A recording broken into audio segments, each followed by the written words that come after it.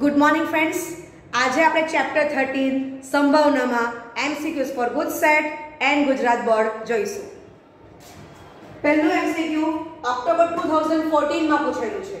ધારો કે capital A અને કેપિટલ B શાંત નિદર્શાવ અવકાશની ઘટનાઓ છે જ્યાં probability of A = 0.4, probability of A union B = 0.7 અને probability of capital B = small p।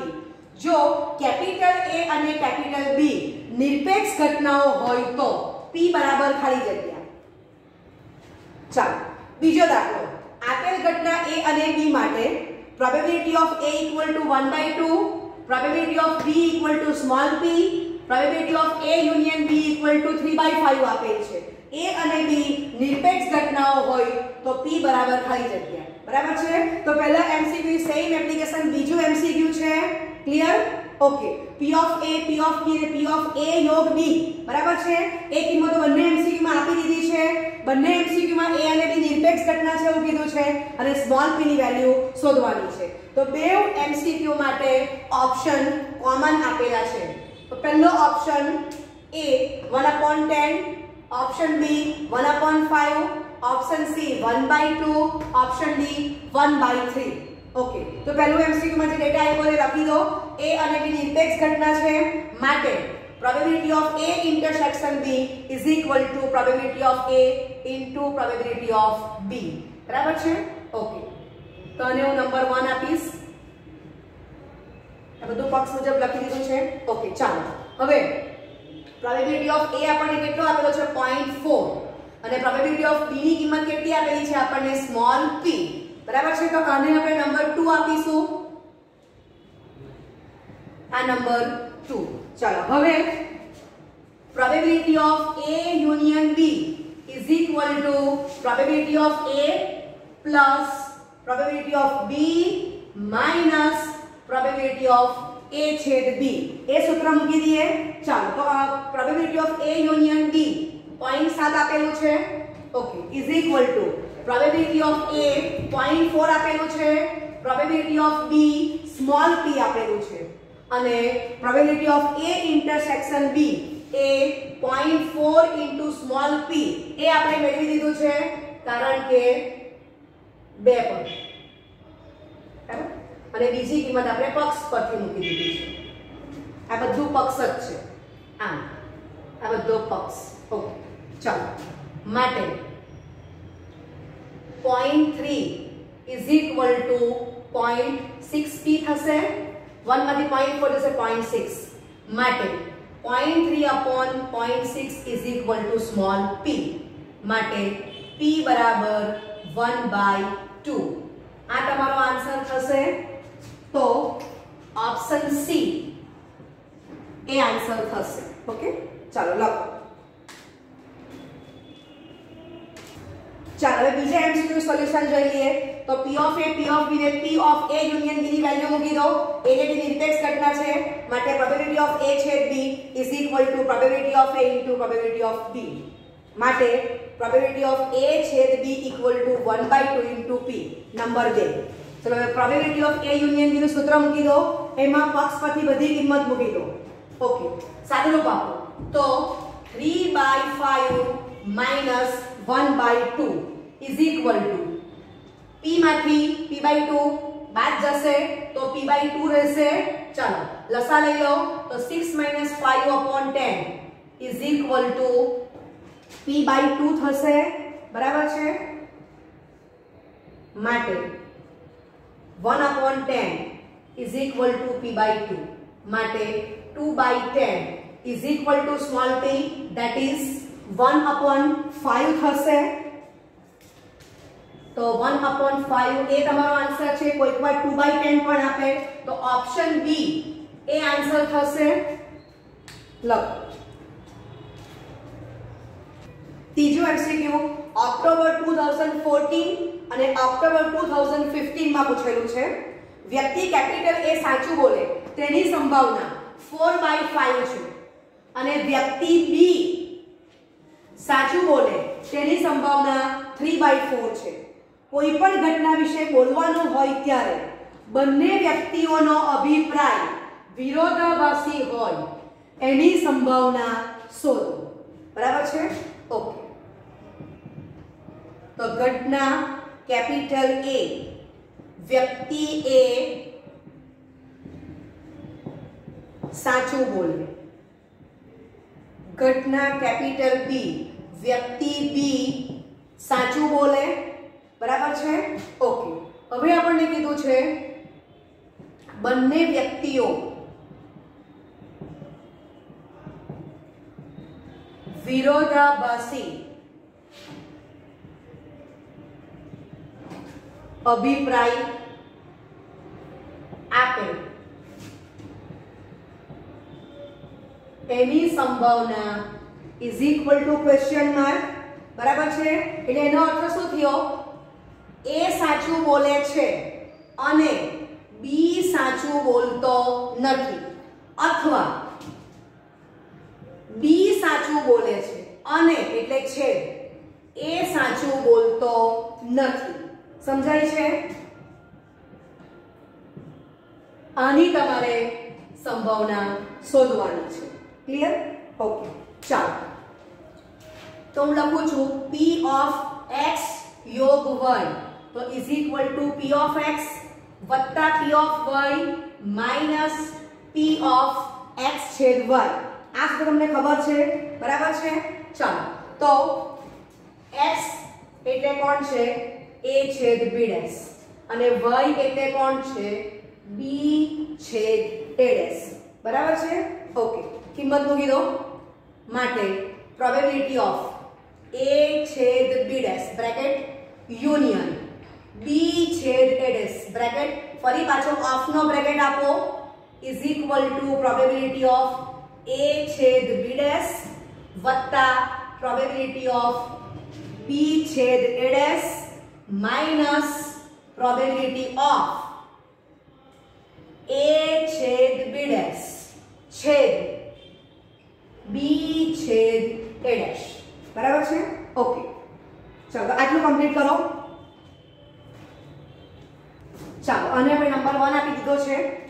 માટે પ્રોબેબિલિટી ઓફ a છેદ b ડેશ યોગ b છેદ a dash is equal to probability of a into probability of b dash વત્તા probability of b into probability of a dash અને minus આ p of 5 થવાનું છે. બરાબર?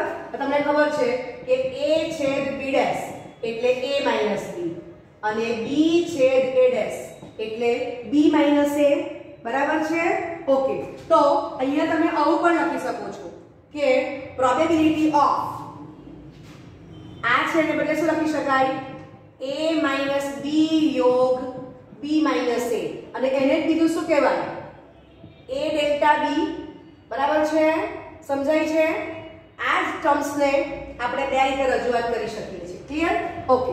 હવે તમે જો કે અહીંયા મેં શું કર્યું છે? તો પ્રોબેબિલિટી ઓફ a છેદ b ડેશ ની કિંમત probability of a into probability b dash મૂકી દીધી છે. પ્રોબેબિલિટી ઓફ b છેદ a ડેશ ને probability of b into probability of a dash કીધા છે. બરાબર? અને આ તમારો a માઈનસ b છેદ b માઈનસ a. બરાબર છે? અલગ ગણ થશે, અલગ ઘટના થશે, પરસ્પર નિવારક ઘટનાઓ થશે. ગણ હોય તો અલગ ગણ, અહીંયા ઘટના છે એટલે પરસ્પર નિવારક ઘટનાઓ છે એટલે આ 5 આવી ગયું. ક્લિયર? ઓકે. ચાલો, તો બાજુમાં આપણે રીઝન આપી દઈએ છે કે a અને b નિરપેક્ષ ઘટનાઓ છે. હવે નિરપેક્ષ ઘટનાઓ છે એવું આપણને પક્ષમાં નથી આપ્યું, પણ આપણે સમજવાનું છે કે વ્યક્તિ a સાચું બોલે એને ઘટના કેપિટલ a કીધી છે, વ્યક્તિ b સાચું બોલે એને ઘટના કેપિટલ b કીધી છે. બરાબર છે? તો વ્યક્તિ a સાચું બોલે તો b સાચું જ બોલે એ જરૂરી નથી. બરાબર? એટલે a અને b એકબીજા પર આધાર રાખતા નથી. એટલે ઘટના a અને ઘટના b એ ઇન્ડિપેન્ડન્ટ નિરપેક્ષ ઘટનાઓ છે એવું આપણે સમજી શકીએ છીએ. ચાલો, a અને b નિરપેક્ષ છે તો એના પરથી a અને b ડેશ તથા b અને a ડેશ પણ નિરપેક્ષ ઘટનાઓ થશે. ક્લિયર? અને આપણને ખબર છે કે માટે પ્રોબેબિલિટી ઓફ A છેદ B dash is equal to probability of A into probability of B dash અને પ્રોબેબિલિટી ઓફ B છેદ A dash is equal to probability of B into probability of A dash. બરાબર છે? MCQ માં આપણે પરીક્ષામાં બધું નથી લખવાનું, આ તો સમજ પેટે લખાવું છું બાજુમાં. ઓકે. અને બીજું આપણે લખીશું A છેદ B ડેશ અને B છેદ A ડેશ પરસ્પર નિવારક ઘટનાઓ છે. ક્લિયર? એટલે આપણે આ કિંમત 5 મૂકી દીધી છે. સમજ પડે છે? A છેદ B ડેશ છેદ B છેદ A ડેશ એ 5 મળવાનો છે. ઓકે, ચાલો. તો ઇઝ ઇક્વલ ટુ હવે આપણને P ઓફ A કેટલા આપેલા છે? 4/5. ચાલો, P ઓફ B આપણને કેટલા આપેલા છે? 3/4 મૂકી દીધી. ચાલો, હવે P ઓફ A 4/5 તો P ઓફ A ડેશ એટલે 1 - 4/5 એટલે 1/5. P ઓફ B 3/4 આપેલા છે એટલે P ઓફ B ડેશ શું થશે? 1 - 3/4 1/4 અને P ઓફ 5 0 થશે. બરાબર? આ જ ઘટનાને આમ વાંચી શકાય કે આની સંભાવના અને આને કહેવાશે A ડેલ્ટા B ની સંભાવના ઇઝ ઇક્વલ ટુ. ઓકે, ચાલો, તો 4 + 3 upon 20 તો ઇઝ ઇક્વલ ટુ 7 upon 20. આ તમારો આન્સર થશે. સમજાય છે? ઓકે, તો એ ઓપ્શન તમને કયો આપેલો છે? Option A. આ આન્સર અને ઓપ્શન A તમને 7/20 આપેલો છે. ઓકે, લખો. ચોથું MCQ ઓક્ટોબર 2015 માં પૂછેલું છે. ગણિતનો એક પ્રશ્ન 3 વિદ્યાર્થીઓને આપવામાં આવે છે. વિદ્યાર્થીઓ આ પ્રશ્ન ઉકેલી શકે તેની સંભાવના 1/3, 1/3, 1/3 છે. ગમે તે એક વિદ્યાર્થી આ પ્રશ્નનો ઉકેલ શોધી શકે છે તો એની સંભાવના શોધો. ચાલો, હવે એની સહી એપ્લિકેશન 5મો MCQ છે. ગણિતનો એક પ્રશ્ન 3 વિદ્યાર્થી, અહીંયા નામ આપ્યા છે A B C ને આપવામાં આવે છે. વિદ્યાર્થી A, B, C પ્રશ્ન ઉકેલી શકે એની સંભાવના 1/2, 1/3, 1/4 છે. તો પ્રશ્ન ઉકેલી શકાય એની સંભાવના ખાલી જગ્યા છે. બરાબર છે? ઓકે, તો MCQ 4 માં આપણે 3 વિદ્યાર્થીને A, B, C નામ આપી દઈએ છીએ તો 4 અને 5 નું સોલ્યુશન આપણે કોમન જોઈ લઈએ છીએ. રાઈટ? ઓકે, હવે તમે જો કે MCQ જે 4 આપ્યું છે એમાં P of A any value 1/3, P of B ની વેલ્યુ પણ 1/3 અને P ઓફ C ની વેલ્યુ પણ 1/3 આપેલી છે. બરાબર છે? MCQ 4 માં. ચાલો, હવે તમે જો કે MCQ 5 છે તો એમાં આપણને શું આપ્યું છે? તો P of A is equal two 1/2, P of B is equal two 1/3 અને P of C is equal two 1/4 થશે. ખ્યાલ આવે છે? ઓકે, તો બંને પ્રશ્નમાં આપણે એક જ વસ્તુ શોધવાની છે કે ગમે તે એક વિદ્યાર્થી પ્રશ્ન ઉકેલી શકે. ધેટ મીન્સ કે A યોગ B યોગ C ની સંભાવના that is probability of A union B union C is equal to question mark. ખ્યાલ આવે છે? ઓકે, હવે તમને એક સૂત્ર આ ખબર છે કે probability of A union B union C is equal to probability of A વત્તા probability B વત્તા probability of C માઈનસ બેના ઇન્ટરસેક્શન ની સંભાવના લેવાની છે માઈનસ probability of A છેદ B minus probability of B છેદ C minus probability of C છેદ A. બરાબર છે? ચાલો, પ્લસ પછી માઈનસ, માઈનસ પછી ફરી પાછું પ્લસ ને બેને બદલે 3 ની જોડી ને ની સંભાવના એટલે probability of A છેદ B છેદ C. તો આ એક સૂત્ર ખબર છે એને હું નંબર 1 આપી દઉં છું.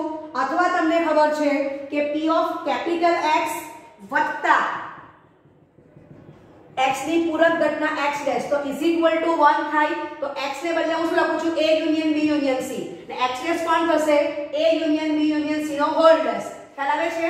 ઓકે, તો probability of A union B union C વત્તા probability of A union B union C whole dash is equal to 1. તો આ બંને સૂત્રની મદદથી હું MCQ ગણી શકવાની છું. ઓકે, આટલું કમ્પ્લીટ કરો. ચાલો, હવે વિદ્યાર્થી એ ગણિતનો પ્રશ્ન ઉકેલી શકે તો જરૂર નથી કે વિદ્યાર્થી બી અને વિદ્યાર્થી સી ઉકેલી શકે. બરાબર છે? એટલે વિદ્યાર્થી એ બી સી ત્રણેયનું માઇન્ડ અલગ છે, કાર્યક્ષમતા અલગ અલગ છે. એટલે વિદ્યાર્થી એ, વિદ્યાર્થી બી અને વિદ્યાર્થી સી બરાબર છે, પ્રશ્ન બધા ઉકેલી શકે એ પણ જરૂરી નથી. એટલે ઘટના એ, ઘટના બી અને ઘટના સી એ પોતે ઇન્ડિપેન્ડન્ટ છે, કોઈ કોઈના પર આધાર રાખતું નથી. તો આ દાખલા પર દીકરાઓ આપણે સમજવાનું છે કે ઘટનાઓ a, b, c પરસ્પર નિરપેક્ષ ઘટનાઓ છે. હવે આપણે સૂત્ર 1 નો ઉપયોગ કરીશું તો એ લોંગ મેથડમાં જવાના છીએ. સૂત્ર 2 થી આપણને શોર્ટ મેથડ મળવાની છે. તો આપણે બંને એમસીક્યુ બંને મેથડથી આપણે કરીશું. ઓકે, તો લોંગ મેથડથી જઈએ તો a, b, c પરસ્પર નિવારક ઘટનાઓ છે. તો પહેલા બબ્બેની જોડી આપો. પ્રોબેબિલિટી ઓફ a છેદ b તો is equal to probability of a into probability of b. Probability of B छेद C is equal to probability of B into probability of C. The probability of C छेद A तो is equal to probability of C into probability of A. ત્રણની જોડી તો A intersection B intersection C ની સંભાવના is equal to A ની સંભાવના ગુણ્યા B ની સંભાવના ગુણ્યા C ની સંભાવના, રાઈટ? એને 3 કરી દો. ચાલો, હવે આપણે ચોથા એમસીક્યુ માં જે આપ્યું છે P of A, P of B, P of C તેની વેલ્યુ મૂકી દો. તો નંબર 1, 3 અને 4 પરથી બરાબર આ સૂત્ર આપણે આમાં મૂકીને આ વેલ્યુ મૂકી દેવાની છે. સાદુરૂપ આપો તો આપણને probability of A union B union C એ શું મળે છે? તો 27 - 9 + 1/27 27 લસા લીધેલો છે તો 19/27 ઓપ્શન સી એ તમારો આન્સર થશે ચોથા એમસીક્યુ માટે, રાઈટ? ચાલો, હવે પાંચમા એમસીક્યુ તો એમાં probability of A 1/2, probability of B 1/3, probability of C 1/4 આપેલું છે. એને નંબર 4 કહી દો. ફરી પાછું 1, 3 ને 4 પરથી probability of A union B union C બધી વેલ્યુ મૂકી દો, સાદુરૂપ આપી દો. ઓકે, તો પહેલા બ્રેકેટનું સાદુરૂપ આવશે 13/12. 1/6 ને 2 ગુણાકાર 2 ભાગાકાર તો 2/12 આગળ માઈનસ છે. -1/12 એમને એમ રાખો. -1/8 તો 3 ગુણાકાર 3 ભાગાકાર -3/24 થશે +1/24. ઓકે, ચલો હવે આ ત્રણ ટર્મ્સનું સાદુરૂપ આપી દો તો કેટલું આવે છે? 10/12, રાઈટ? અને છેલ્લા તે બધું સાદુરૂપ આવે છે -2/24 ધેટ ઇઝ 1/12 એ લખી દેવાના છે સાદુરૂપ. ચાલો, 10/12 -1/12 9/12 3/4. તો પાંચમા એમસીક્યુ માટે આન્સર કયો આવે છે? Option A 3/4, right? તો આ મેથડ ખૂબ લેન્ધી છે. ઓકે, ચલો શોર્ટ મેથડ જોઈશું. તો probability of A union B union C વત્તા probability of A union B union C whole dash is equal to 1 એ નંબર 2 છે. હવે આપણને ખબર છે કે A, B, C નિરપેક્ષ ઘટનાઓ છે. તેથી A dash B dash C dash પણ નિરપેક્ષ ઘટના થશે. માટે પ્રોબેબિલિટી ઓફ A ડેશ છેદ B ડેશ છેદ C dash is equal to probability of A dash into probability of B dash into probability of C dash થશે. Okay, હવે અહીંયા આપણે ડબલ નિયમનો ઉપયોગ કરીશું. A of B of C whole dash તો A ડેશ છેદ B ડેશ છેદ C ડેશ છે. ઓકે, એની સંભાવના તો અહીંયા આપણે આ સૂત્ર જે મેળવ્યું છે તે અહીંયા લખી દઈશું. ઓકે, તો આ આખા રિઝલ્ટને નંબર 3 આપીશું.